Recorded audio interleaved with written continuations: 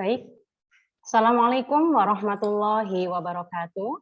Waalaikumsalam Waalaikumsalam warahmatullahi wabarakatuh. Selamat siang dan salam sejahtera untuk kita semua.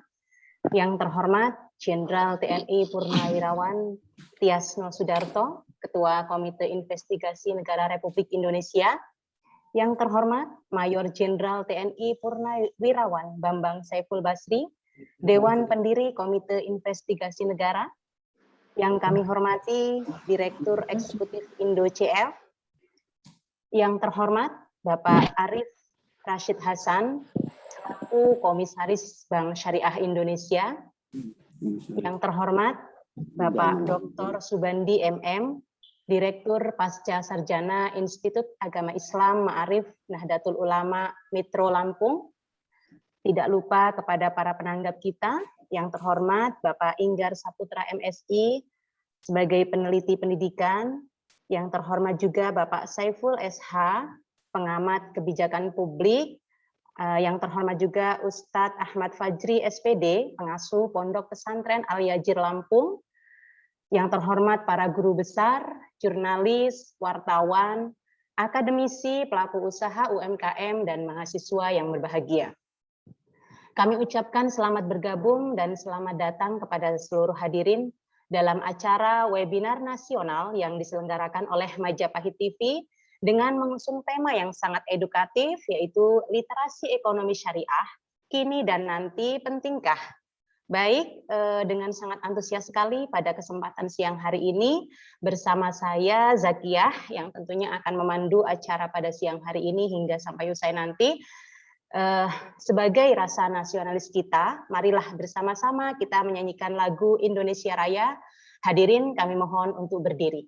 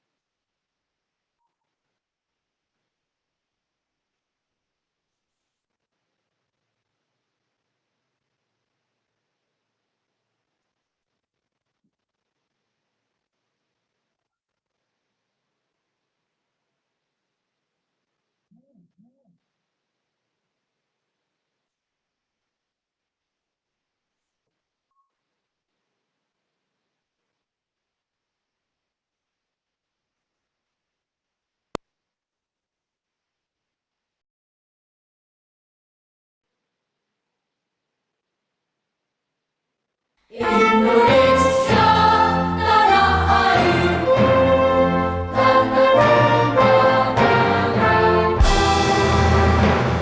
Sadarlah aku berdiri, jadi bandung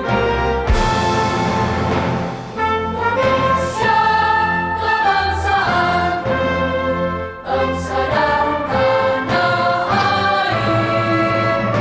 Marilah kita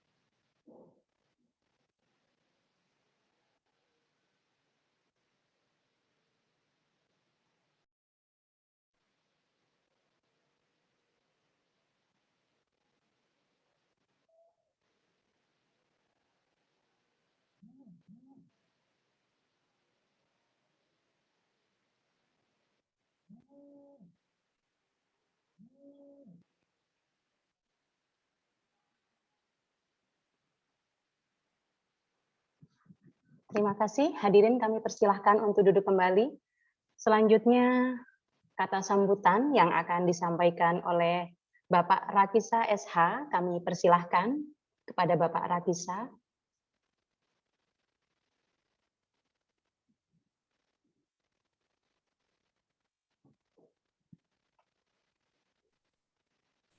Bismillahirrahmanirrahim. Assalamualaikum warahmatullahi wabarakatuh. Selamat siang peserta webinar KPI. Yang saya hormati Komisaris Independen Bank Syariah Dr. M. Arif Rashid Hasan,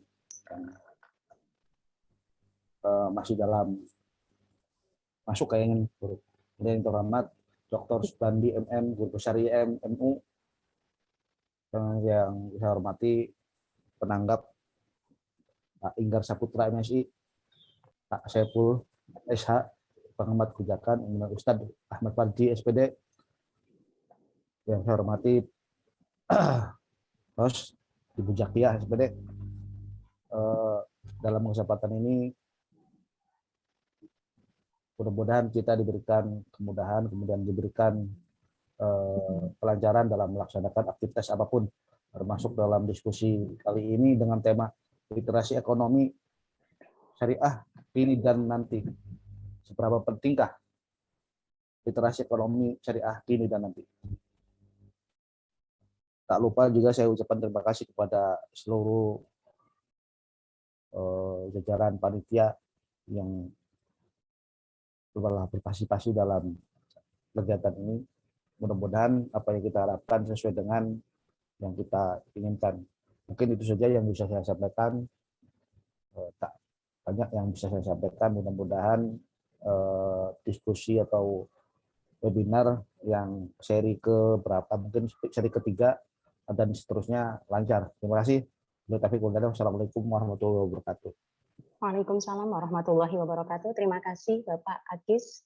Kami sampaikan, baiklah hadirin, tantangan terbesar kita dalam mendorong pertumbuhan ekonomi keuangan syariah adalah aspek literasi.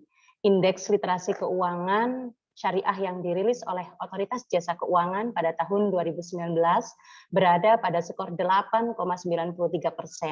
Sedangkan indeks literasi nasional 38,03%. Kondisi ini juga diikuti dengan inklusi keuangan syariah yang masih tergolong lemah. OJK mencatat inklusi keuangan syariah sampai 2020 baru berkisar 9,1% atau jauh tertinggal dari indeks nasional yang telah menyentuh 76,10%. Sementara itu, indeks literasi ekonomi syariah dari Bank Indonesia berada pada skor 20,1%. Ini menunjukkan adanya urgensi peningkatan pemahaman masyarakat akan berbagai sektor ekonomi syariah, tidak terkecuali di sektor keuangan. Angka literasi ini masih rendah sehingga perlu untuk terus ditingkatkan, dilakukan edukasi dan sosialisasi. Angka literasi ini juga menunjukkan bahwa determinan terpenting rendahnya market share industri keuangan syariah di Indonesia adalah pemahaman terhadap transaksi ekonomi dan keuangan syariah. Salah satu upaya yang mendesak adalah sinergi dari kementerian, lembaga sosial, asosiasi, organisasi, dan komunitas, dan industri untuk meningkatkan literasi ekonomi dan keuangan syariah di Indonesia. Peningkatan literasi akan semakin membuat masyarakat nyaman menggunakan berbagai produk serta layanan ekonomi dan keuangan syariah. Selanjutnya akan meningkatkan inklusi keuangan syariah. Dari laporan Islamic Finance Country Index pada tahun 2020 juga menyebutkan bahwa dari 42 negara yang disurvei terkait keuangan syariah, Indonesia menempati posisi kedua dengan skor 82,01 setelah Malaysia. Melihat kondisi ini, kita layak optimis bahwa ekonomi syariah dapat berkontribusi lebih besar lagi terhadap pengembangan ekonomi di Indonesia. Nah, ini kemudian menjadi lebih menarik ya ketika pembicara kita ada Komisaris Bank Syariah Indonesia, yang belum bisa bergabung pada saat ini atau sudah? Bapak Arif Rashid Hasan, dan juga ada pemateri kita yang kedua yaitu Bapak Direktur Pasca Sarjana Institut Agama Islam Ma'arif Nahdlatul Ulama Metro Lampung, Bapak Dr. Subandi MM. Selamat siang Bapak. Selamat siang. Assalamualaikum Ibu. Waalaikumsalam warahmatullahi wabarakatuh. Baik, karena pemateri kita yang pertama belum bergabung bersama kita, maka kami persilahkan kepada Bapak Dr. Subandi untuk memaparkan materinya dengan durasi waktu 20 menit. Kami persilahkan Bapak Dr. Subandi. Bisa materi Mas? Ya, baik, numpang share screen dulu ya Mbak. Baik. Ya, silahkan Bapak. Assalamualaikum warahmatullahi wabarakatuh. Waalaikumsalam warahmatullahi wabarakatuh. Alhamdulillah. La haula wala quwata illa billah. Asyhadu an la ilaha illallah wa asyhadu anna Muhammadan abduhu wa rasuluh. Allahumma sholli ala sayyidina Muhammad wa ala ali sayyidina Muhammad amma ba'du. Yang saya hormati seluruh tamu undangan peserta diskusi nasional pada siang hari ini yang berbahagia. Mohon maaf kami tidak bisa menyebutkan satu persatu. Yang berikutnya adalah yang saya hormati panitia penyelenggara yang menyelenggarakan diskusi pada hari ini, terutama adalah Majapahit TV yang insya Allah bisa bergabung bersama dengan kita. Marilah kita panjatkan puji syukur kehadirat Allah Subhanahu wa Ta'ala, di mana pada siang hari ini menjelang sore kita bisa bersilaturahim dalam rangka diskusi nasional terkait dengan pembahasan literasi ekonomi syariah di tengah-tengah ekonomi konvensional yang saat ini sedang beriringan dengan kita. Kemudian sholawat serta salam marilah kita sanjungkan kepada junjungan Nabiullah Muhammad SAW yang insya Allah kita nantikan syafaatnya di yaumil akhir. Allahumma amin. Para peserta diskusi, wabil khusus penyelenggara yang saya hormati, Dewan Komite yang mulia, bahwa perkenankanlah saya nama Subandi atau di kampus bisa disebut dengan Dr. Subandi MM. Alhamdulillah kami di program Pasca Sarjana ini telah menyelenggarakan 2 prodi. Ini perlu perkenalkan dulu, yaitu pertama adalah prodi PAI, yang kedua adalah prodi Magister Ekonomi Islam atau Ekonomi Syariah. Tepat sekali dalam hal ini untuk memberikan literasi kepada mahasiswa juga bagi kami, terutama bahwa prodi ekonomi syariah ini baru berdiri dan baru izinnya keluar beberapa bulan yang lalu. Baik, pada seluruh peserta diskusi yang saya hormati, saya akan share screen dulu dari materi yang kita sampaikan. Ya, tolong bisa host dibantu untuk bisa menyampaikan PowerPoint. Oke ya. Baik.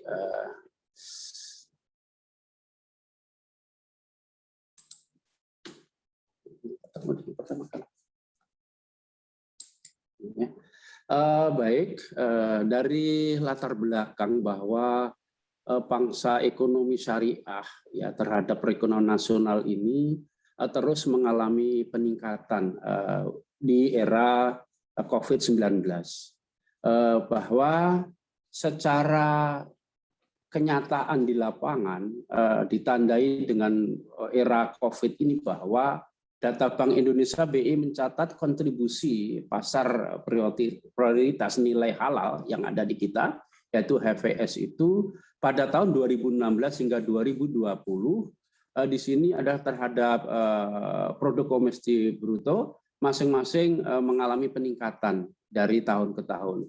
Kemudian kalau kita bandingkan pertumbuhan sektor halal ini di tiap-tiap tahun ini mengalami peningkatan dibanding dengan peningkatan ekonomi nasional, bahwa di era COVID ekonomi nasional kita ini yaitu terkontraksi minus 2,7% di tahun 2020.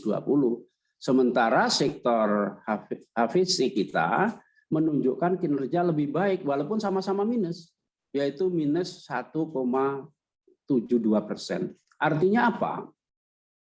bahwa kondisi halal value chain ini mengalami kontraksi di era COVID ini, bahwa kita perlu memahami bersama bahwa pertumbuhan ekonomi secara internasional di era COVID ini juga mengalami permasalahan yang besar.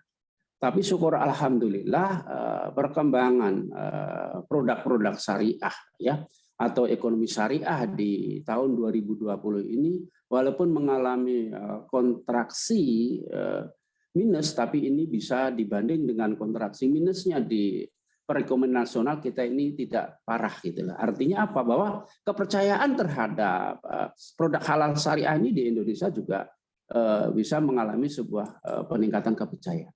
Kemudian kita lihat yang lain bahwa yang kedua, Mas, dana pihak ketiga yang disalurkan itu tahun 2016 sampai tahun 2018 ini juga menjadi sebuah sinergi positif bahwa produk-produk yang disalurkan melalui bank ya Indonesia kepada produk-produk syariah baik ya berupa giro, berupa deposito, berupa tabungan ini mengalami sebuah peningkatan. Di data di tahun 2016 bahwa giro wadiah di sini adalah ada angka 27 triliun lebih. Kemudian 2017 meningkat 40 triliun lebih dan bahkan 2018 meningkat 43. Artinya ada sebuah sinergi positif, kepercayaan positif. Kalau sudah orang itu mulai percaya, misalkan kita itu segi positif, ini berarti akan mendorong bahwa perekonomian syariah ini mengalami sebuah kemajuan. Pertama adalah dari segi kepercayaan dulu, karena memang kepercayaan itu adalah bentuk salah satu faktor untuk seseorang itu mendapatkan sebuah talangan modal. Ya pertama adalah kapasiti, kemampuan, kemudian adalah capability, kemampuannya, kemudian yang kedua adalah kepercayaan. Nah ini jadi kolesterol capacity itu, bahwa itu penting sekali. Nah posisi yang lain ini saya ambil dari sumber Bank Indonesia. Posisi yang lain bahwa kita lihat di latar belakang tadi kita sudah menyebutkan bahwa ada sinergi positif dari produk terhadap ekonomi nasional, kemudian ada segi positif dari bank terhadap perekonomian syariah kita. Yang berikutnya adalah akan saya sampaikan tentang sistem di syariah ini adalah sebuah posisi yang unik.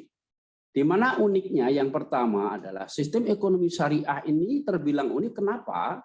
Karena sistem tersebut mengajarkan nilai yang juga sejalan dengan nilai-nilai kearifan lokal yang ada di Indonesia. Nah, nilai-nilai kearifan lokal yang muncul di tengah-tengah masyarakat ini seiring dengan munculnya basis-basis ekonomi yang diproduk oleh ekonomi syariah. Prinsip utamanya seperti apa di sini adalah prinsip utama adalah prinsip bagi hasil ya, atau kita kenal itu ya saling menguntungkan. Kemudian yang kedua, yang berikutnya adalah ada sebuah pertumbuhan ekonomi syariah ini yang memiliki sebuah mahosid syariah ya, di mana memfokuskan kepada kegiatan ekonomi yang berkelanjutan. Artinya apa? Sebuah perekonomian yang berbasis syariah yang memiliki sebuah sinergi positif ini akan didorong terus untuk dapat memiliki kemajuan. Nah, di sini menjadi penting posisinya. Jadi mendorong yang maju, kemudian mengiringi yang sedang berkembang, dan membantu dan memotivasi kepada yang lemah. Nah, prinsip 3 ini adalah menjadi sebuah kunci pokok di dalam perkembangan ekonomi syariah. Selain itu juga, ekonomi syariah itu menekankan kepada pentingnya sinergi antara komersial dengan sosial. Kita lihat misalkan, saya juga alhamdulillah ini sebagai Ketua BMT Arta Buana. Ketua BMT Arta Buana itu perlu saya sampaikan bahwa kami ini memiliki 5 cabang yang asetnya alhamdulillah sudah mencapai 34 miliar. Kemudian keuntungan di akhir tahun ini kemarin sudah kita evaluasi bahwa kita ada keuntungan 1,19, artinya 1 miliar lebih keuntungan ini. Nah, kepentingan sosialnya salah satunya adalah dari hasil keuntungan itu adalah 20% adalah diberikan kepada Nahdlatul Ulama Kota Mitro. Ini adalah salah satu produk yang ini tidak ada di produk yang lain. Kenapa ada 20% yang disisihkan untuk organisasi? Karena kita adalah ada aspek sosial yang ini dilindungi melalui akte notaris tersendiri. Selanjutnya kalau kita lihat dari prinsip ekonomi kita yang juga di dalam aspek syariah ini, selain kita ada produk yang menghasilkan keuntungan mutlak yang seperti produk halal misalkan, kemudian produk-produk yang lain, ini juga ada aspek-aspek sosial seperti ada zakat, ada infak, ada sedekah, ada wakaf, dan yang lainnya. Nah, sektor filantropi Islam tersebut berpotensi terus dikembangkan karena ini sangat strategis dalam rangka apa? Dalam rangka mengurangi kesenjangan ekonomi masyarakat. Para peserta diskusi yang saya hormati, bahwa ekonomi masyarakat kita di Indonesia tidak semuanya mengalami sebuah segi keuntungan, masih ada beberapa masyarakat yang mengalami miskin ya, itu kurang lebih ada sekitar menurut data statistik itu diperkirakan antara kalau tidak salah itu adalah sekitar 7-8% masyarakat kita itu miskin. Nah, dengan adanya ekonomi nasional, adanya para pengusaha-pengusaha yang memiliki kapital yang lebih, para PT-PT dan lain-lain ini, maka di syariah berbeda bahwa antara pelaksanaan ekonomi yang ini adalah menjadi profit oriented ini beriringan juga dengan social oriented, yaitu kita di sini ada masih mendekatkan diri kepada zakat, infak, dan sedekah. Artinya apa? Ini adalah posisi masyarakat miskin ini menjadi sebuah sebuah tanggung jawab kita kepada orang yang memiliki keuntungan yang berlebih. Nah, sebagai contoh bahwa di kami, mohon maaf ini sedikit agak saya sampaikan bahwa di BNT Arta Buana ini kita juga bekerja sama dengan Lazisnu, yaitu Lembaga Zakat Infak Sedekah Nahdlatul Ulama, bahwa sebagian daripada sedekah para nasabah ini juga masih kita bisa membelikan kambing untuk pembinaan sekitar 375 ekor kambing atau 375 keluarga yang kita bina, dan kita juga bisa memberikan yaitu ambulan gratis dalam rangka pelaksanaan kehidupan masyarakat Nahdlatul Ulama yang ada di sekitar Kota Mitro. Wabil khusus itu ada di perguruan tinggi tempatnya untuk menjalankan roda itu. Nah, artinya apa? Ini sebagai contoh real bahwa yang kami lakukan di BNT Arta Buana dalam rangka pengembangan ekonomi syariah mikro yang ada di Kota Mitro ini bisa beriring sekaligus antara keuntungan yang tadi yang saya sampaikan 1M, misalkan contoh 20% juga bisa diberikan kepada NU, kemudian ada infak sedekah bisa kita berikan ambulan gratis, misalkan seperti itu. Jadi ini beriring. Itu segi positifnya bahwa kita mengembangkan salah satu bentuk ekonomi syariah sebagai bahan literasi atau bahan kajian lah, bahwa kita tidak ragu lagi seiring dengan Islam di Indonesia adalah mayoritas, kemudian kita juga mencoba untuk mengembangkan itu. Dan kemudian juga kami sebagai contoh, mohon maaf ini sekilas info, kami juga mempunyai MT Emat, katanya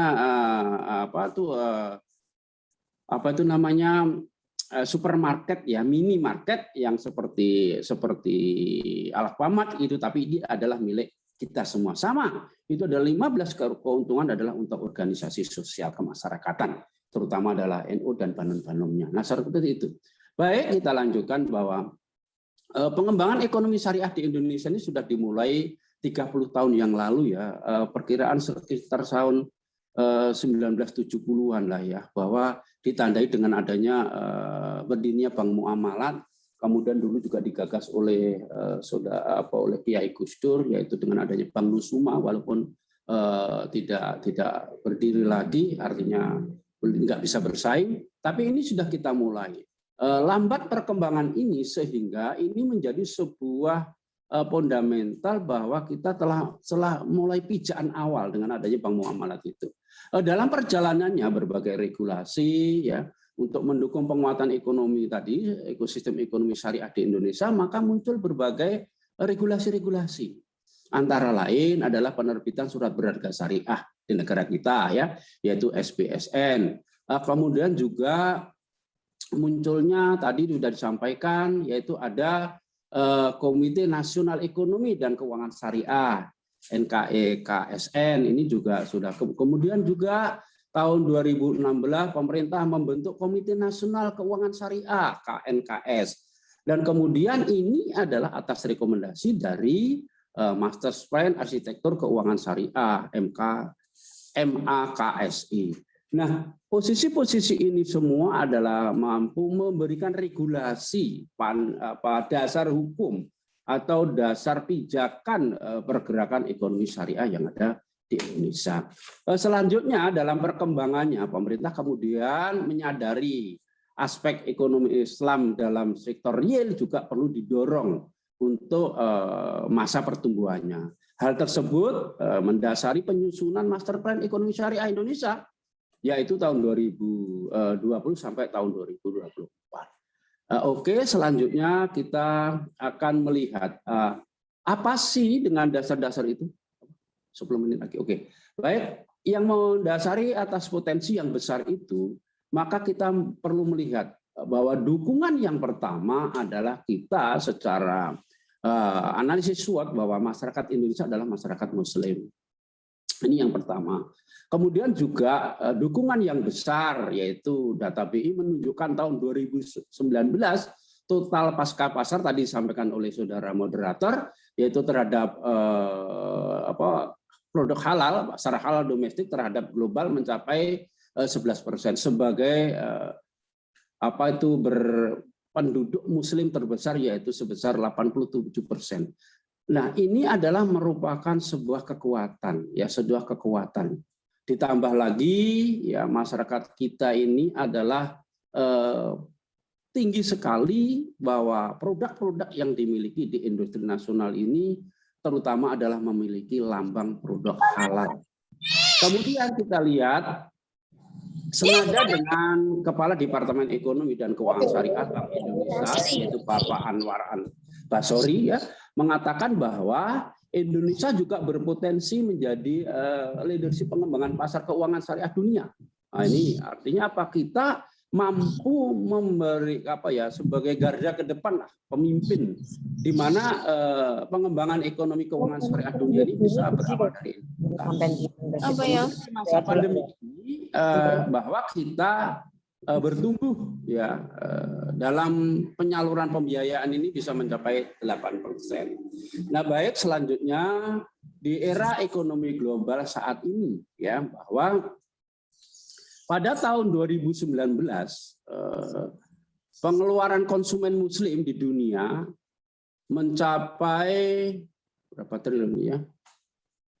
Cukup besar lah, ya, untuk mencakup 6 sektor. Yaitu dari segi farmasi, yaitu mesti harus ada produk halal, kemudian kosmetik kita, kemudian fashion kita, travel, media, dan rekreasi. Nah, tren-tren ini, ya, akan tren populasi global juga terus meningkat. Bahkan tahun 2030 jumlah penduduk dunia diprediksi akan melebihi 1/4 dari populasi global. Nah, artinya ini adalah sebuah potensi. Kemudian potensi yang lain adalah potensi Indonesia dengan adanya terbuka lebar tentang mengenai potensi yang ada, terutama adalah dari segi transportasi, ekonomi keuangan syariah nasional. Oleh karena itu, ya, kita memiliki sebuah suplemen baru lah terhadap pengembangan ekonomi syariah yang ada di Indonesia, di mana kita lihat bahwa potensi Indonesia sebagai 10 besar global player, artinya ini adalah 10 besar yang memiliki sebuah permintaan dari sektor halal pada tahun 2020 dapat terus ditingkatkan, baik melalui fokus pengembangan ekonomi syariah pada skala nasional maupun didukung dengan meningkatnya investasi luar negeri. Oke, kita lihat ada 4 strategi pokok yang perlu dikembangkan. Ini secara singkat karena waktunya tinggal 5 menit. Kita dilindungi dengan berdasarkan Undang-Undang Nomor 21 Tahun 2002 tentang perbankan syariah. Ini adalah menjadi sebuah supporting. Pertama bahwa penguatan rantai nilai halal antara lain adalah melalui pertumbuhan halal, yaitu halal hub daerah serta halal kemudian pertimbangan inisiatif investasi dan kerjasama internasional tentang bagaimana produk halal itu. Kemudian yang kedua adalah penguatan industri keuangan syariah, di mana kita telah diterbitkan undang-undang, ya, kita tahu semua bahwa undang-undang tahun 2024 tentang perbankan syariah, yaitu bagaimana kita dilindungi tentang adanya funding keuangan, yaitu melalui akad-akad syariah, dan kemudian outstanding keuangan melalui produk-produk syariah. Ini juga kita sudah kenal semua bahwa ini juga dilakukan dari pihak perbankan sampai dengan pihak UMKM, yaitu koperasi simpan pinjam syariah. Senada itu bahwa beliau Bapak Anwar menyampaikan bahwa penyampaian yang dibutuhkan sebagai inovasi produk keuangan syariah itu dapat dapat diusahakan melalui kebutuhan usaha syariah. Kemudian di mana gap antara ekonomi yang ada ini perlu diwaspadai dalam rangka kita memberikan sebuah konsep regulasi. Ketiga, penguatan UMKM. Penguatan UMKM ini sangat penting, di mana masyarakat ekonomi mikro yang ada di kalangan bawah, ya ini adalah dengan adanya usaha-usaha kecil ini perlu dilindungi dalam sebuah konsep hukum, seperti misalkan disusunnya adalah adanya koperasi berbasis syariah, ya seperti BMT kalau dulu, tetapi sekarang BMT itu termasuk misalkan ada KPPS SP, ya koperasi simpan pinjam berbasis syariah misalkan. Kemudian ada UMKM yang lain, ini sesuai dengan PP nomor 8 tahun 18 bahwa regulasi ini sangat dimudahkan bahwa UMKM dengan modal antara 1 juta sampai 1 juta sampai 100 miliar itu sudah bisa menjadi ekspor dan impor sesuai dengan kekuatan ekonomi yang ada. Keempat, penguatan ekonomi digital. Ini juga menjadi penting saat sekarang ini manusia tidak usah lagi pergi ke toko, mal-mal atau ke mana dia di sektor-sektor ekonomi, tetapi melalui transaksi digital ini sudah bisa dikembangkan. Artinya apa? Bahwa dengan adanya konsep syariah ini kita mampu memproduk ekonomi yang berbasis digital. Misalkan contoh ini sekarang yang diwakili oleh Shopee, ya kalau nggak salah, itu Shopee itu sudah menjadi terkenal. Artinya apa? Kita beli apa saja sudah bisa melalui itu. Tapi bagaimana produk ini? Produk ini adalah harus bernuansa halal. Nah ini yang penting. Nah, kemudian juga ini akan mampu melindungi, terutama dari segi kosmetik, dari segi farmasi, ini menjadi sangat-sangat strategis sekali ya, di mana bangsa kita ini juga pengen cantik, pengen molek, pengen indah, tapi kadang-kadang yang dipakai adalah merkuri misalkan gitu ya, seperti gitu ya Mbak ya. Jadi kadang-kadang merkuri ini tidak ada produk halalnya, lah ini syariah di mana? Lah inilah potensi kita untuk dikembangkan. Kemudian ekspor kita dengan adanya UMKM, kemudian ini ada produk halal, misalkan bagaimana sih sekarang ini orang kue Gabon itu berasal dari tape, tapi kalau ini produk halal ini kan orang jadi senang, misalkan begitu. Nah, potensi-potensi ekonomi global, ekonomi yang ada di masyarakat kecil ini seperti keripik, seperti kelanting, onde-onde, iwel-iwel dan lain-lain ini tidak dikenal oleh orang luar, tapi kalau ini dipasarkan melalui digital ini, maka kan gampang sekali kita upload, kita kenalkan, kemudian terjadi transaksi ekspor impor yang dilindungi. Paling kecil adalah UMKM. Regulasi yang paling baru mendirikan UMKM ini misalnya sejenis koperasi atau koperasi syariah ini cukup 9 orang. cukup 9 orang. Sangat mudah sekali dengan adanya undang-undang Omnibus Law itu ya, yang kita itu juga mendukung para kita.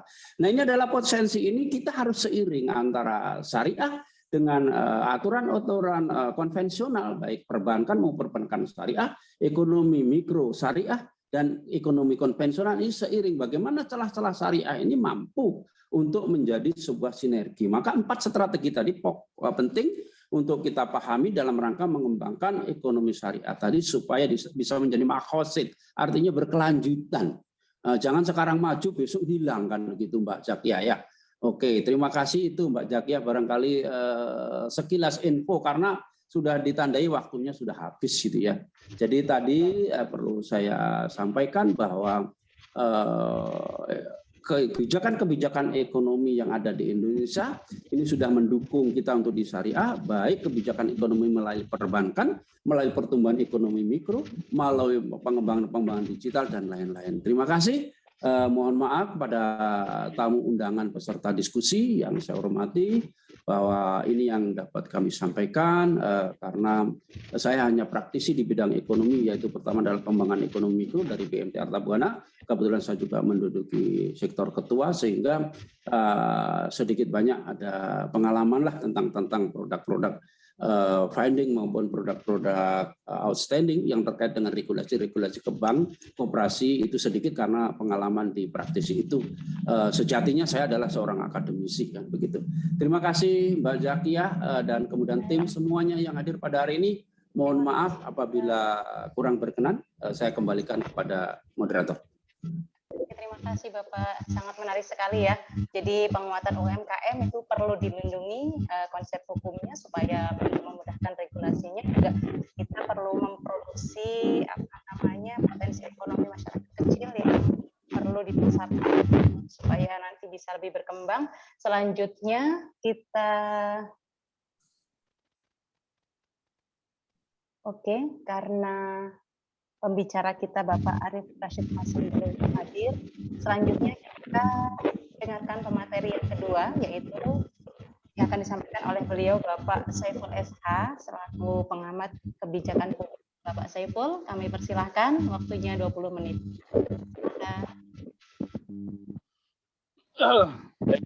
Assalamualaikum warahmatullahi wabarakatuh. Assalamualaikum warahmatullahi wabarakatuh. Subandi MM selaku Direktur Pakar Sarjana Petro Lampung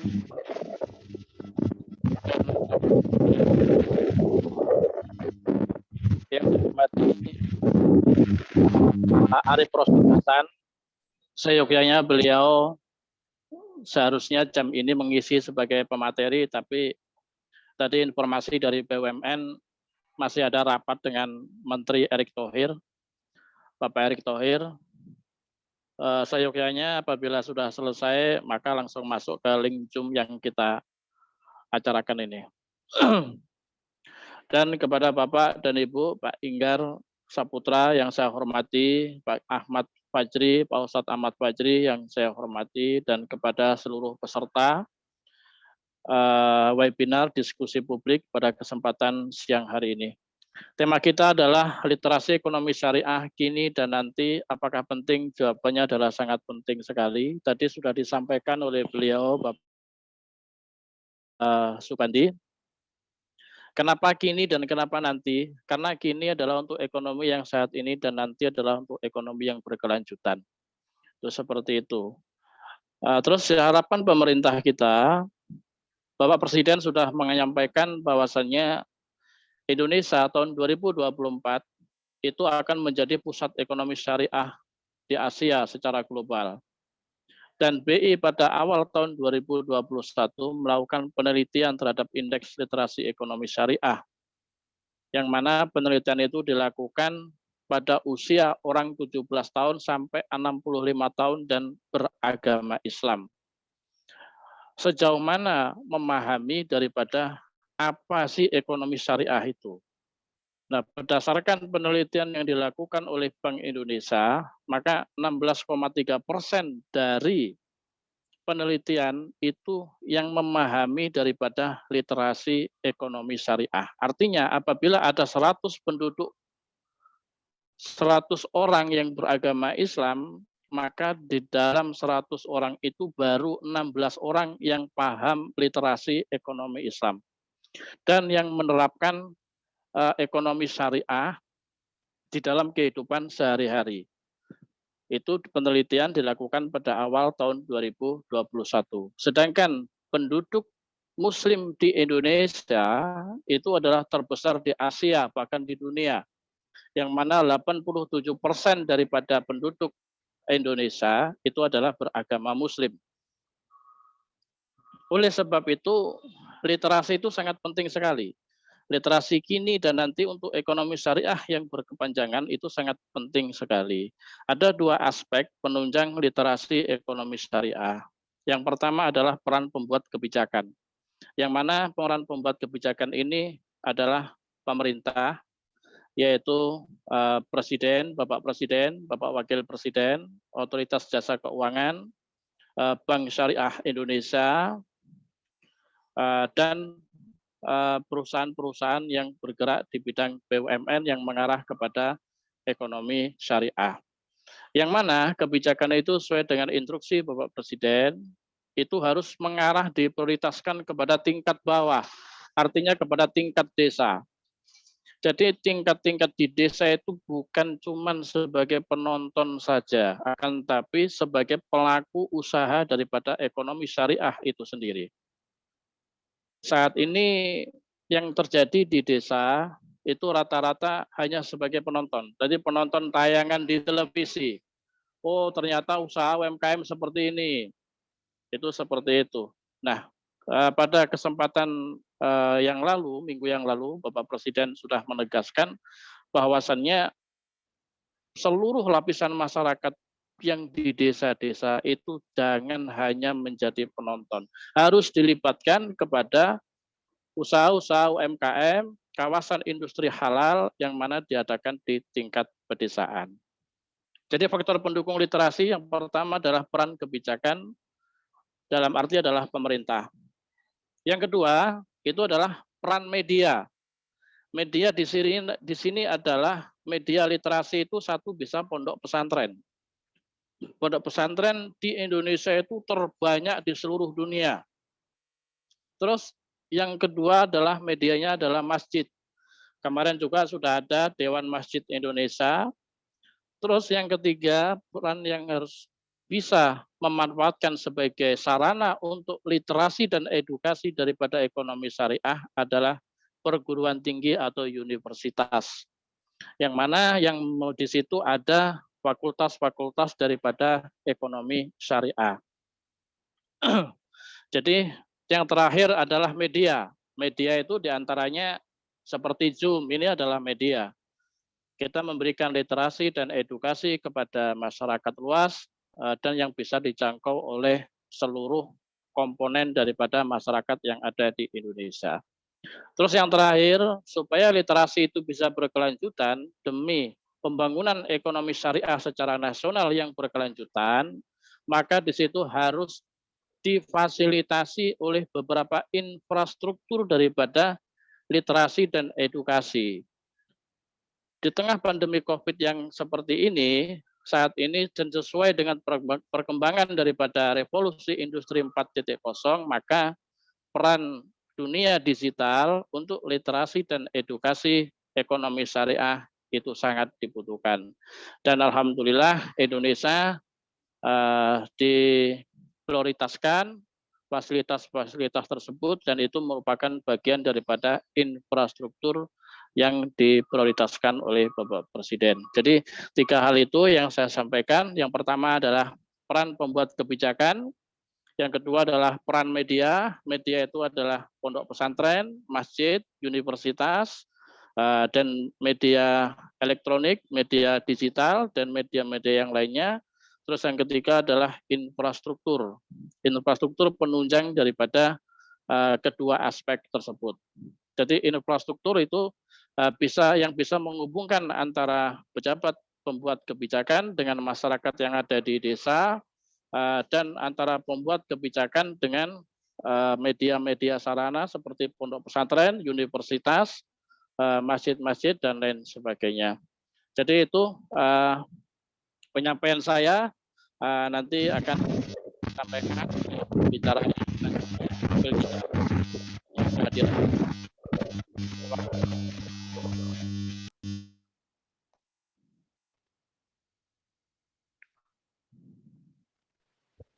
Waalaikumsalam warahmatullahi wabarakatuh. Terima kasih Bapak Saiful penyampaian materinya. Jadi memang peran ekonomi syariah sangat penting untuk masa saat ini, masa yang sedang berlangsung, dan juga untuk masa yang akan datang, yaitu ekonomi yang berkelanjutan. Selanjutnya ada pemateri kita yang ketiga, yaitu Bapak Inggar Saputra MSI. Beliau merupakan peneliti pendidikan. Bapak Inggar, kami persilahkan untuk menyampaikan materinya 20 menit. Ya. Terima kasih kepada yang terhormat Pak Dr. Subandi, kepada yang terhormat juga ada Pak Saiful, juga pada penganggap Pak Dr. Ahmad Fajri. Tadi sudah banyak dipaparkan banyak hal, biasanya pemateri terakhir ini melengkapi. Jadi kalau yang tadi 20 menit, saya melengkapi saja paparan-paparan yang ada. Kalau kita lihat tadi dengan tema sekarang tentang indeks literasi ekonomi syariah, kita melihat sudah ada banyak peningkatan di Indonesia. Cuma ketika kita bicara tentang indeks literasi ekonomi syariah, kita juga bicara paling tidak dalam dua hal. Tadi sudah banyak disampaikan. Yang pertama tentang bagaimana pembangunan manusianya. Bahwa Indonesia sebagai negeri mayoritas penduduknya Islam, itu satu fakta yang tidak terbantahkan. Tapi bagaimana ekonomi syariah itu menjangkau semua orang Islam di Indonesia secara keseluruhan, sebagai penikmat daripada ekonomi syariah ini, itu masih perlu jadi tantangan. Termasuk tantangan di dalamnya dalam kualitas peningkatan dan pembangunan SDM adalah bagaimana ekonomi syariah itu tidak dipahami secara sempit hanya untuk orang Islam, tapi bagaimana seperti tadi contoh yang dipaparkan Pak Subandi sangat menarik tentang industri halal, bahwa bagaimana kosmetik yang beredar di pasaran yang akhirnya ingin dijangkau secara halal, secara bisa dikembangkan secara lebih luas, itu tidak hanya dinikmati oleh muslimah saja, tetapi mungkin orang Kristen, Katolik, Protestan, Hindu, Buddha juga ikut merasakan dampak. Jadi fungsi ekonomi syariah sebagai rahmatan lil alamin itu bisa dirasakan semua kalangan. Begitu juga ketika kita bicara tentang pembangunan literasi ekonomi syariah, kita juga bisa melihat bahwa belum meratanya edukasi kepada masyarakat. Saya pikir acara dari Majapahit TV ini sungguh edukatif dan nanti bisa berkembang secara lebih luas, karena ketika kita lihat misalnya konteks masyarakat kita yang tadi di awal mayoritas muslim tapi belum sepenuhnya beralih ke ekonomi syariah. Karena kita lihat misalnya tadi ada paparan yang cukup menarik tadi disampaikan oleh Pak Subandi tentang koperasi simpan pinjam. Koperasi simpan pinjam ini kan bisa menjangkau hingga pedesaan, artinya orang-orang desa itu bisa ikut merasakan. Tapi kenapa masyarakat kita masih cenderung ke pinjaman online atau misalnya masih marak tengkulak di pedesaan? Ini kan menjadi satu tantangan tersendiri bagi pengembangan ekonomi syariah di tingkat sumber daya manusia. Sejauh mana pemahaman masyarakat kita yang mayoritas muslim terhadap hal-hal yang Islam itu menjadi bagian keseharian mereka. Tapi kan realitasnya nggak begitu. Apalagi tadi dikaitkan infrastruktur teknologi, perkembangan digital.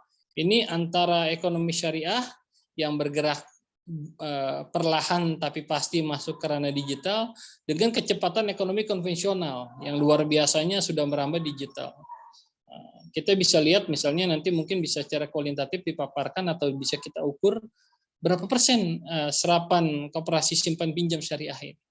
Koperasi simpan pinjam dan varian-varian turunannya yang sifatnya syariah dibandingkan dengan percepatan tadi pinjaman online, lending yang berbasis fintech itu kan cepat sekali. Kita baru mau bilang bahwa saya akan pinjam misalnya di koperasi simpan pinjam syariah, bunganya segini segala macam, harus ngurus ini seperti koperasi pada umumnya misalnya. Dengan kecepatan fintech, finansial teknologi yang kita ngakuin itu riba, kita ngakuin itu konvensional, tapi cukup dengan KTP, terus difoto ngangguk-ngangguk gini, lalu uang itu dipinjam 2 juta, bunganya berapa, langsung masuk ke rekening kita. Ini kan menjadi tantangan tersendiri dari pembangunan sumber daya manusianya. Dan karakter kita kan manusia yang cepat instan, terutama di Indonesia pada umumnya ya.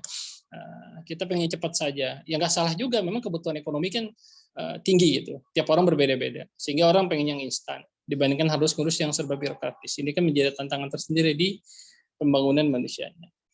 Terus yang kedua, tadi dari 2 paparan tadi, mungkin nanti Pak Arief selaku dari BSI kalau nanti hadir bisa paparan juga. Bagaimana perbankan syariah ini menjawab kebutuhan perbankan global. Tadi dikaitkan dengan statement dari Pak Saiful, infrastruktur media, infrastruktur teknologi, dan lain-lain.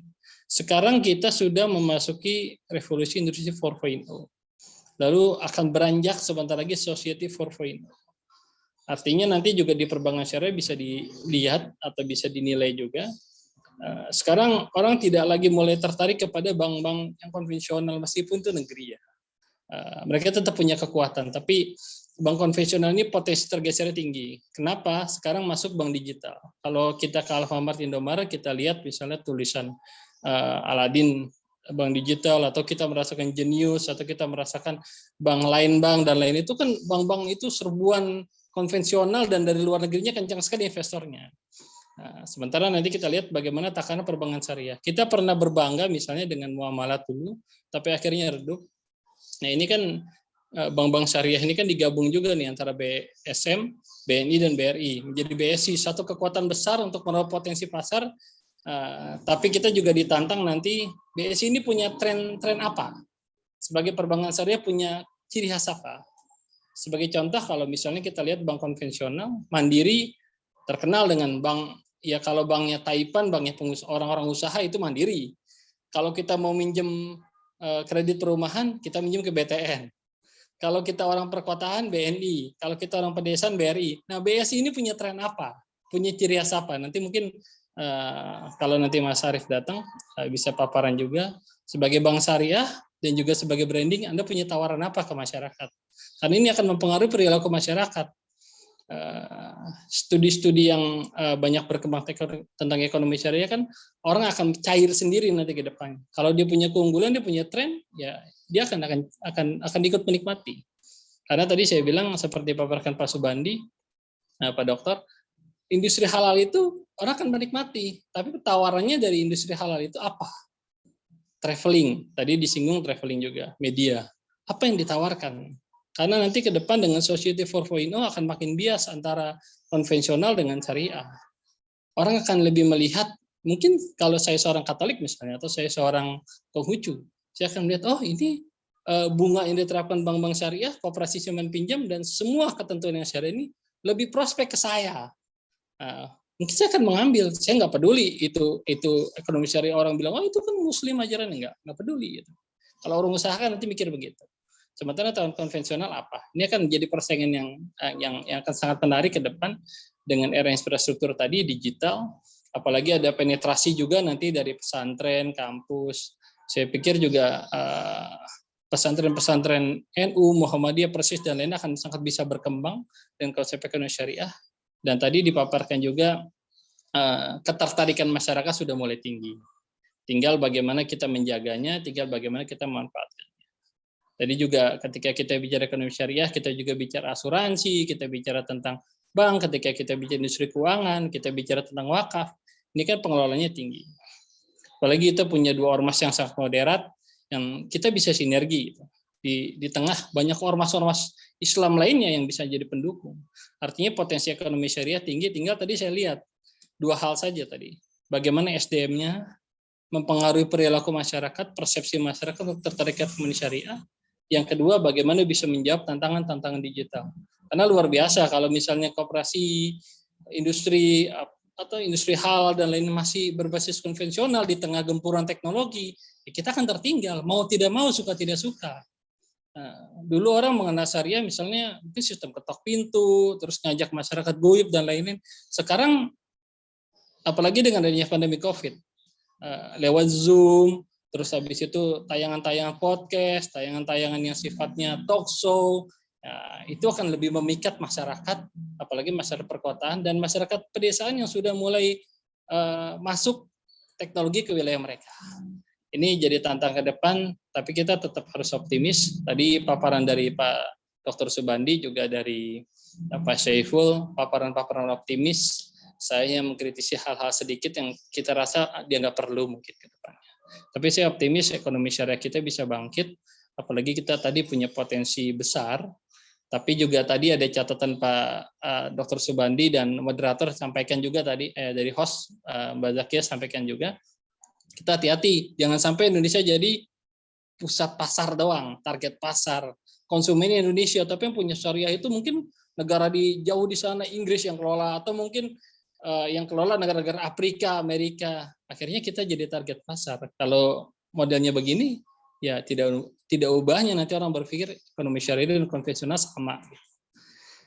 Kira-kira seperti itu, Bu Zakia sebagai host dan para narasumber serta para peserta.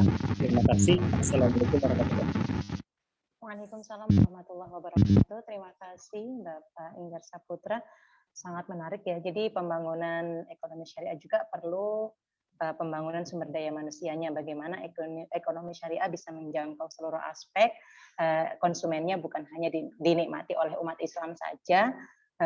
Sebagaimana fungsinya bahwa Islam itu adalah agama rahmatan lil alamin. Jadi kalau bisa produksi ekonomi syariah ini bisa dinikmati oleh semua kalangan, baik orang Islam sendiri maupun non-Muslim. Karena pembicara kita yang pertama yaitu Bapak Arif sepertinya belum bisa bergabung bersama kita, maka kita lanjutkan untuk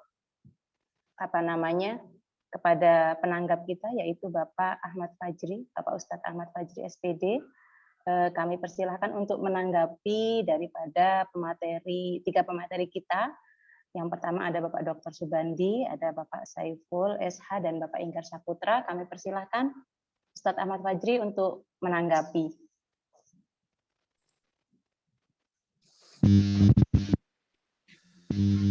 Baik. Assalamualaikum warahmatullahi wabarakatuh. Waalaikumsalam.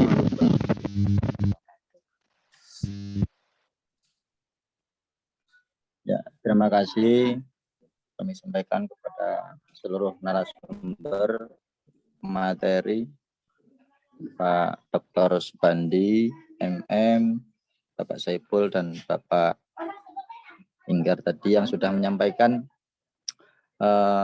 topik terkait literasi ekonomi syariah untuk saat ini, ke depan, dan sebagainya, yang kami dari kalangan pesantren mensupport uang luar biasa dengan apa yang telah dipaparkan tadi, termasuk apa yang disampaikan oleh Bapak Subandi terkait penguatan di ekonomi syariah yang sudah dicontohkan di Lembaga Pendidikan Ma'arif dengan berdirinya BMT yang sudah signifikan, sudah luar biasa.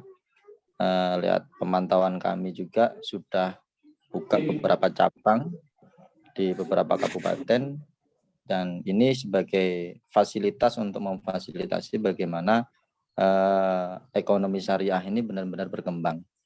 Begitupun juga yang disampaikan oleh Pak Saiful terkait penguatan media. Jadi tidak disampaikan juga pondok pesantren salah satunya sebagai media untuk percepatan bagaimana sebagai jembatan sosialisasi ke masyarakat. Begitu pentingnya ekonomi syariah harus dibangun, apalagi mandat daripada Bapak Presiden tidak hanya masyarakat kecil hanya sebagai penonton, tapi benar-benar sebagai pelaksana dan merasakan bagaimana rasanya, nikmatnya penerapan ekonomi syariah di kalangan masyarakat. Kami, saya sendiri yang notabelnya berada di pelosok ini sangat-sangat menanti-nanti lah pergulatan bagaimana ekonomi syariah ini bisa diterapkan di bawah. Karena kalau di bawah itu melihat daripada SDM masyarakat yang ada, ini meminta sesuatu hal yang sifatnya instan. Ini yang perlu kita pahami bagi para pemikir, bagi para pencetus sebuah kebijakan, para penemuan, para penemu ini perlu dibangun, diciptakan sesuatu hal yang bersifat kita mengimbangi lah apa yang disampaikan oleh Pak Lingkar tadi, apa yang perlu kita tawarkan, apa yang perlu kita bahasa Jawanya diiming-imingkan di tengah masyarakat. Karena setiap bank yang bersifat konvensional itu semua pasti menawarkan tawaran apa yang bisa kita sampaikan di tengah-tengah masyarakat yang SDM-nya di situ menengah ke bawah. Sedangkan di bawah itu masyarakat itu meminta sesuatu hal yang instan, cepat, dan keinginan bisa tercapai. Apalagi skala sekarang itu ala digital yang luar biasa. Apa yang disampaikan oleh Bapak Subandi tadi terkait dengan produk halal. Saya sendiri selain daripada pimpinan pondok pesantren, di situ juga membawai organisasi kepemudaan. Jujur kita masuk ke ranah golongan Banom NU Ansor. Itu saat ini ingin menciptakan penguatan ekonomi mandiri dengan ekonomi syariah. Kami akan berusaha komunikasi kepada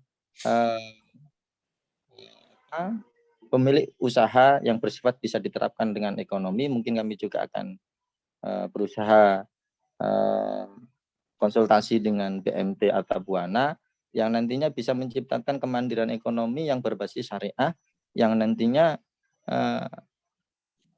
ekonomi syariah ini benar-benar bisa dirasakan oleh masyarakat kecil. Ini sangat kami tunggu.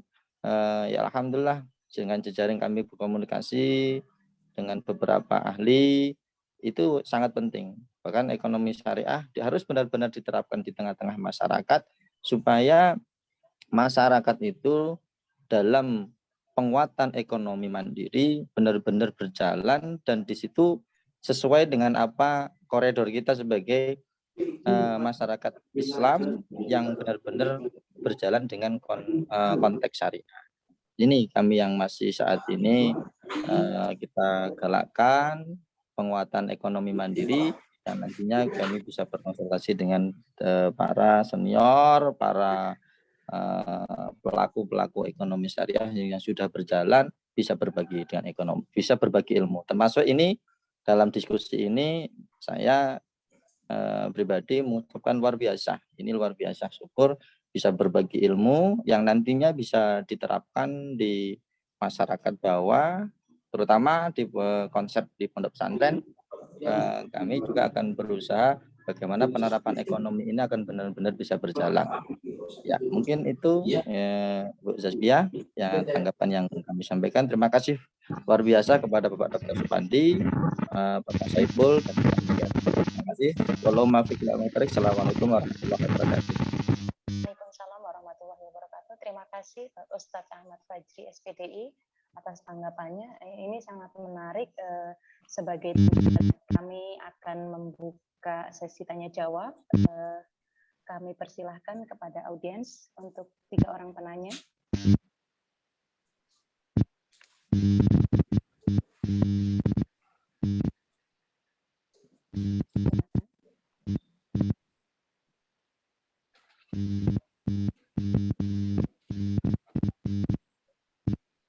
Jadi kalau berbicara penting atau tidaknya ekonomi syariah dalam kehidupan kita, jawabannya tadi sudah sangat jelas sekali disampaikan oleh para pembicara kita bahwa ekonomi syariah sangat penting untuk diterapkan, dimulai dari bawah, dari masyarakat di pedesaan, dan juga melibatkan di sini ada perlu juga adanya media untuk sebagai penunjang agar ekonomi syariah berperan dengan peran-peran media literasi pusat, juga peran dari pembuat kebijakan itu yang paling utama, kemudian dari media literasi pusat, pesantren, dan juga infrastruktur. Silahkan 3 orang penanya.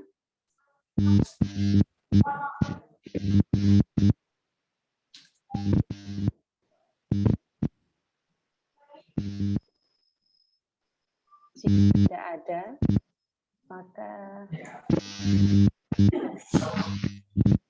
baik, ada penanya, dirasa cukup jelas pemaparan materinya, maka kami persilakan untuk closing statement kepada Bapak Dr. Subandi MM. Baik, terima kasih Bu Dahlia sebagai moderator, dan Pak Saiful dan Pak Inggar Saputra yang saya hormati. Alhamdulillah kita sudah sampai pada closing statement bahwa tadi disampaikan bahwa literasi ekonomi syariah ini memang harus dimulai dari tadi pemegang kebijakan sudah, ini adalah dari berbagai media. Yang pertama disampaikan adalah pengembangan utama adalah sebagai filantropi. Ya. Ini adalah pondok pesantren. Jadi filantropi pondok pesantren ini sebetulnya sangat bagus sekali, di mana pondok pesantren kan di situ mengeluarkan sumber-sumber ekonomi. Terutama keperluan pondok itu kalau dihitung, Mbak, itu banyak macam. Dari mulai kosmetik, pakaian, kerudung, semuanya itu lengkap sampai sendal jepit itu ada di pondok pesantren. Yang itu pertama adalah diperlukan oleh santri. Nah, salah satu contoh yang saya pernah kunjungan itu di Mojokerto, tempat Mbak Kiai Asep di Pacet ya, di Pacet itu di Jawa. Bahwa santrinya itu kurang lebih ada sekitar 7.000 santri ya, dari mulai sanawiyah sampai perguruan tinggi. Maka salah satu untuk perlindungan syariahnya bahwa apa itu namanya Dewan Pondok Pengasuh Pesantren itu tidak memberikan berkah halal kepada santri.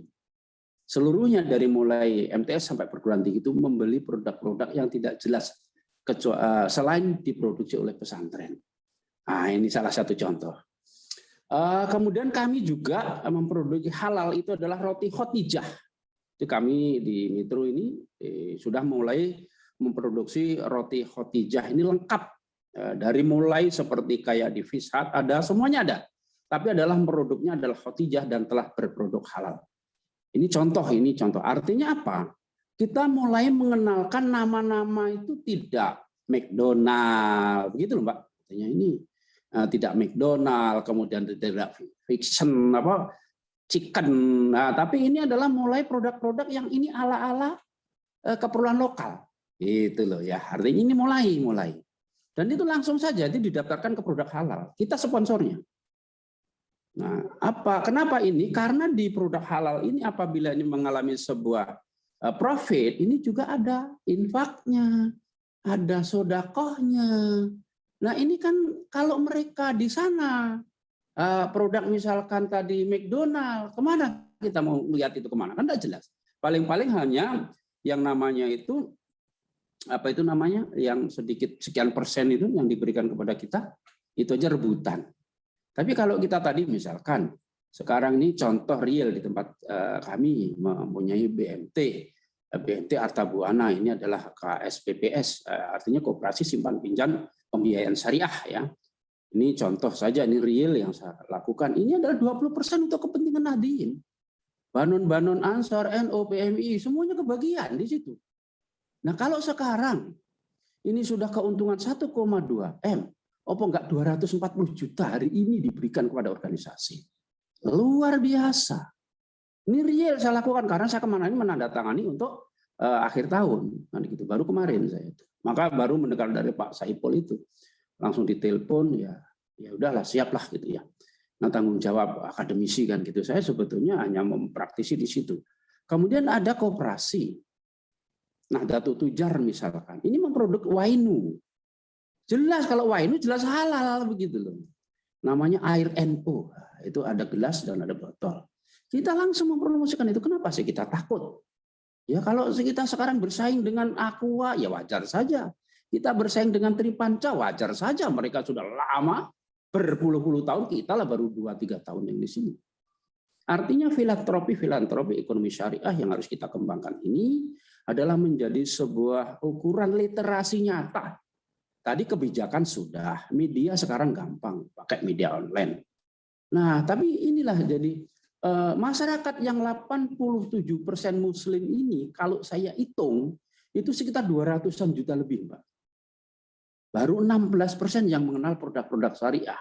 Nah, inilah literasi ini, baik literasi tulisan, kebijakan seminar-seminar seperti hari ini. Terima kasih. Saya juga merasa tersanjung bisa berbicara dengan Mbak Jakia. Mbak Jakia yang tadi dari mana saya juga belum tahu. Tahunya adalah Pak Saiful dengan Pak Inggar tadi ya. Kita juga di mana. Tapi dengan adanya kita kepedulian terhadap ekonomi syariah ini, insya Allah kita sudah mulai mengenal dan kemudian kebijakan-kebijakan ini kalau bisa dipublish dengan media massa, ya kemudian dibuat spanduk atau umbul-umbul yang ini masyarakat supaya tahu bahwa kepedulian kebijakan pemerintah terhadap ekonomi syariah ini sudah mulai berkembang dengan begitu menggeliat, dan bahkan Bapak Wakil Presiden sendiri yaitu Mbah Yai itu adalah sebagai sponsor utamanya. Saya rasa itu. Terima kasih. Tinggal kita bagaimana realisasi ke lapangan, dan alhamdulillah kami mendukung sekali dan penting sekali. Oleh karena itu sasaran ini juga kepada bumdes nanti di kampung-kampung ini mulai dikawal dengan syariah. Ya, oke, terima kasih. Saya akhiri dan saya mengucapkan alhamdulillah. Saya akhiri wallahu muwaffiq ila aqwamit thoriq. Assalamualaikum warahmatullahi wabarakatuh. Warahmatullahi wabarakatuh. Luar biasa sekali closing statement yang disampaikan.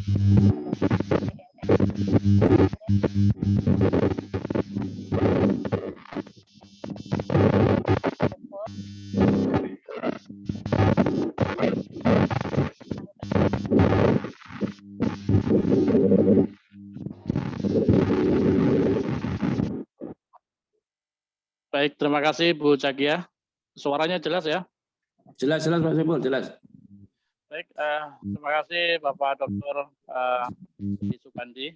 Closing statement dari saya, bahwasanya dengan 87% Indonesia mayoritas Muslim, maka kawasan industri halal di Indonesia pada tahun 2021 itu memiliki nilai PDB senilai 2.046 triliun rupiah. Itu merupakan terbesar nomor 4 di global ya, di dunia. Itu seperti itu. Itu baru kondisi yang sekarang. Harapan Presiden tahun 2024 Indonesia sebagai sentralnya daripada ekonomi syariah. Yang jelas ekonomi syariah bukan ekonominya orang Arab saja. Kan gitu.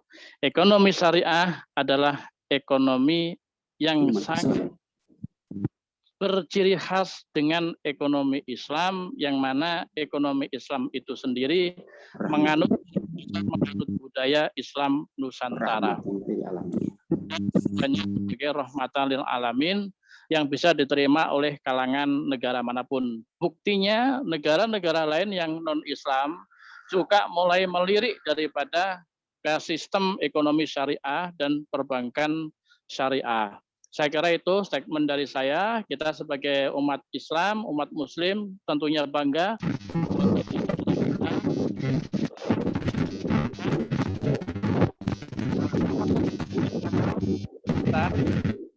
Nilai yang cukup tinggi sekali dan nomor 4 di dunia, yaitu 2.040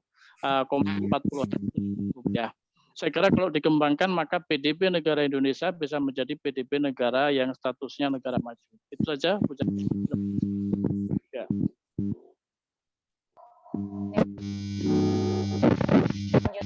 Closing statement yang terakhir disampaikan oleh Bapak Inggar Saputra, MSI. Kami persilakan Bapak Inggar.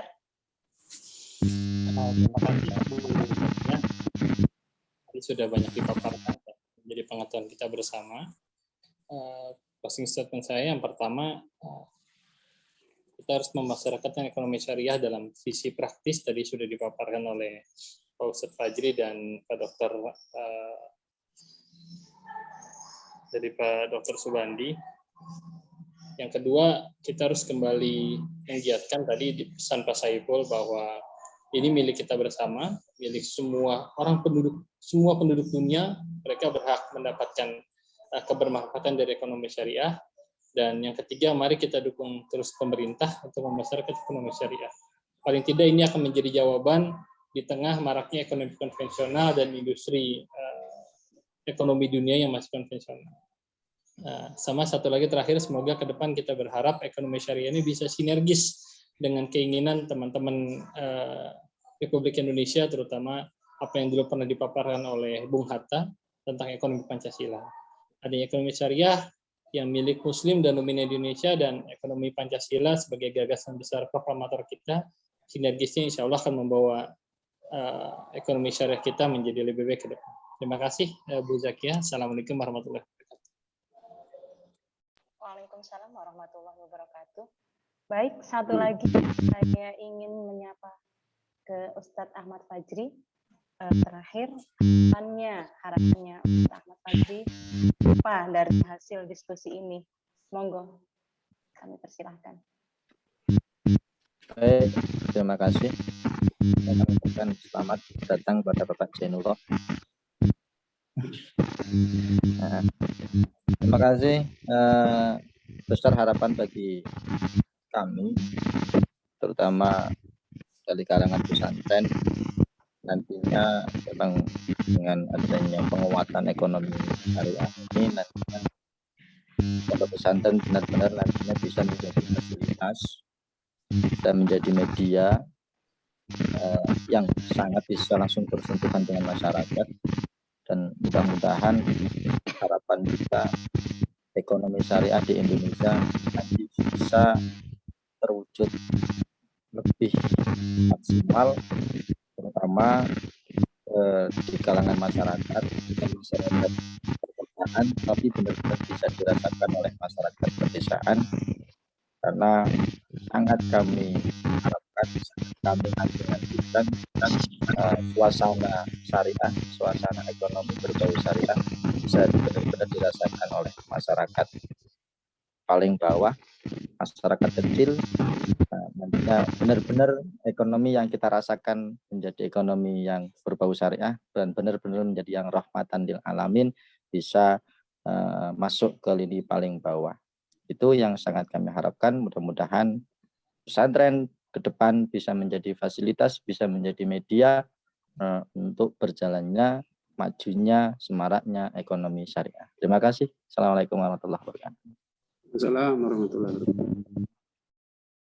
Warahmatullahi wabarakatuh. Baik, jadi ekonomi syariah penting atau tidak, sangat penting sekali seperti yang sudah disampaikan tadi oleh semua pemateri kita.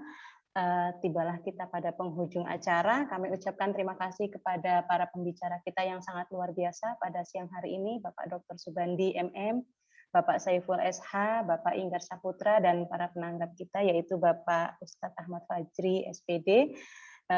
Selanjutnya kita juga ucapkan terima kasih kepada Majapahit TV yang telah mensponsori acara kita pada siang hari ini. Tidak lupa juga kami ucapkan terima kasih kepada para peserta webinar pada siang hari ini. Kami selaku host mohon maaf jika banyak salah. Kami akhiri. Wassalamualaikum warahmatullahi wabarakatuh. Waalaikumsalam warahmatullahi wabarakatuh.